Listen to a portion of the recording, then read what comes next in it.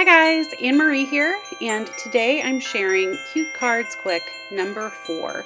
This is a simple cutting template to use up an entire 6x6 paper pad so you can quickly make a bunch of cute holiday cards.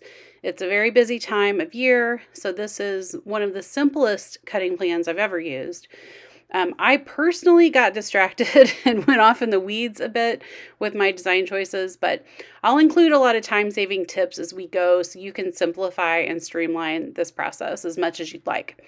If you are interested in any of the other 6x6 paper pads to card videos, I will add a link here and in the description box below to my playlist with all of the Cute Cards Quick templates that I've shared so far. The formula that we're using today is going to give us 1 1/3 times cards as there are papers in your paper pad. So I have a 24-page paper pad, which means I'll get 32 traditional A2 cards from this plan. The 6x6 paper pad that I'm using is by Sunny Studio with some really pretty bright colors and cute holiday patterns. There's a lot of tone-on-tone patterns and the papers are double-sided, so I have lots of mix and match options. Here's the cutting template that I'm going to use. I am going to make 2 cuts, one all the way across at the 1-inch mark and one all the way across at the 2-inch mark. This will leave us with a 6-inch by 1-inch piece, a 6-inch by 2-inch piece, and a 6-inch by 3-inch piece. To save time, you can cut multiple sheets of paper at a time if your trimmer can handle it. I chose to use 3 different patterns for each of my card fronts because I felt that kind of chaos sort of fit the whimsical design of the paper pad and the bright colors. In general, I chose one bold, multicolored pattern and then 2 supporting tone-on-tones, or the one bold, multicolored pattern with 1 tone-on-tone and then another multicolored pattern, but one that was geometric, like stripes or polka dots. A time-saving tip for this point of the process: just stick with 1 piece of paper for each card. Just flip the 2-inch piece over. That's going to give you the A side in 6-inch by 1-inch piece, the B side in a 6-inch by 2-inch piece, and the A side again in the 3 by 6-inch piece. So it will look like the background is all A side with just a strip of B laid on top. And that's an easy way to simplify the process, and it gets you kind of a guaranteed match because the 2 patterns, A and B sides, they usually coordinate.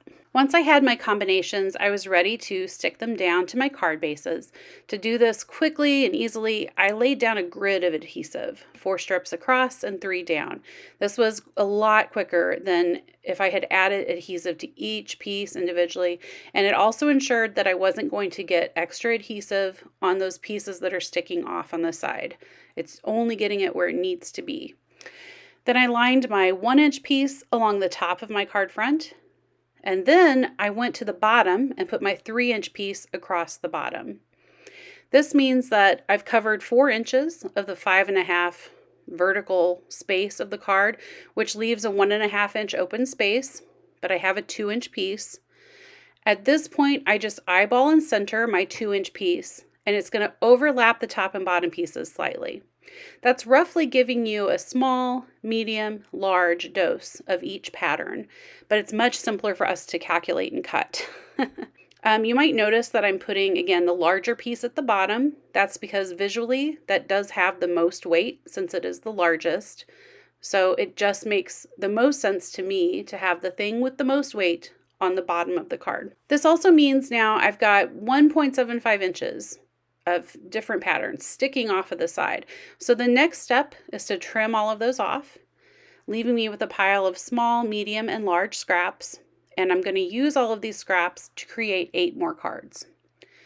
So first I sort them by pattern so that I have a 1-inch, 2-inch, and 3-inch scrap in each pattern. I then put 3 of those patterns together. Oftentimes I drew from the combos I had already made.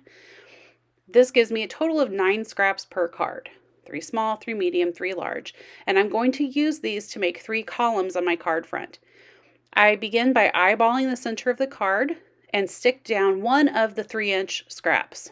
I'm going to pick that bigger scrap and put it in the middle because this is going to subconsciously draw our eye into the center of the card, and it's going to give us a foundation so we can lay out all the rest of the scraps on our card front. I should say here, instead of doing a grid for the adhesive, I did 2 strips of adhesive per column, and I just did the column I was working on. So since I was starting in the middle, I ran 2 strips of adhesive right down the middle column, and I finished that column before I added adhesive to the next space where I was sticking the pattern paper. All right, so I lined my small scrap up above that centerpiece and my medium scrap below the centerpiece. Remember, these are 1.75 inches wide. So if a scrap is not fitting your column correctly, just give it a quarter turn because chances are good that you just turned a 1 or 2 inch piece the wrong way. I did this several times. So then I move on to the next column, and I chose a pattern that's different than the 2 it's going to touch. And I think most of the time I would start at the bottom of the next column and just pick a pattern, a scrap that was a different pattern than the 2 it was going to touch, and just kind of continued on in that vein.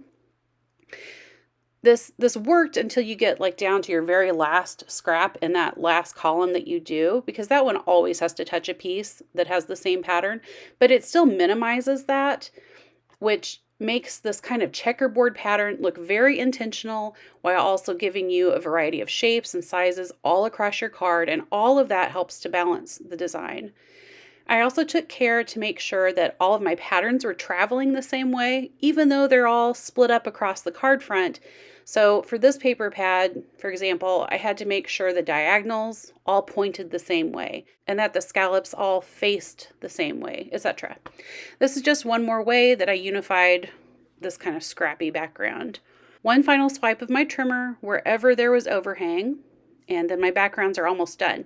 Now you can stop here. This is a place where I went into the weeds. It would be totally acceptable to just be done and move on to your focal image. However, I chose to unify my design just a little bit further by using a quilting technique where I ran my front panel through my Big Shot in an embossing folder to give it kind of an additional layer of uniform texture, similar to if you had a beautiful old-fashioned embroidered quilt. Next, I turned my attention to my focal images and sentiments.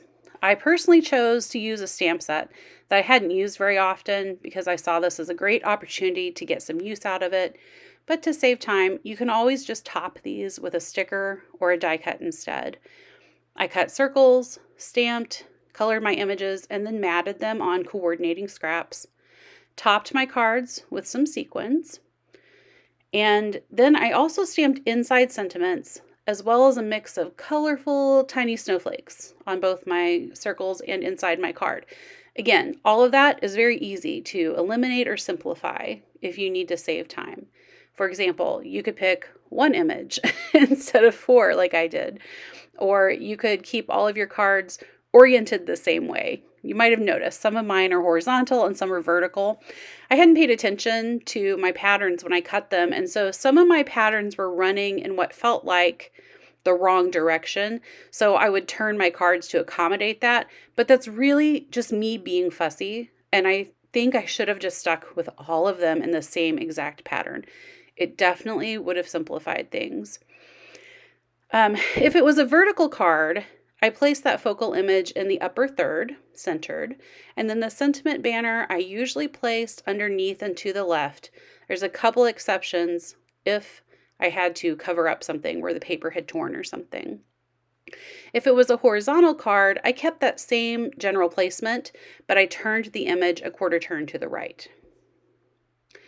I really love this process of turning 6x6 paper pads into bunches of cards because it allows me to still make creative choices, enjoy putting something pretty together, but I can batch my processes and be really productive in the tiny blocks of time that I have.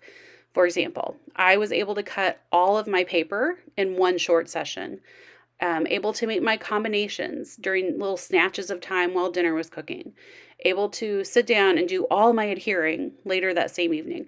I find this process, it's almost meditative, where I can just focus, be mindful, present in this simple task that's in front of me. It just really helps kind of calm my overactive mind. So here are all of the cards that I created with this paper pad. I'll show one by one, but then I'll also do a wide shot of all the cards. Thanks so much for watching. I really appreciate your time. If you enjoyed this video, please consider subscribing. I will see you soon with another video, and in the meantime, I hope you have a scrappy, happy week. Bye!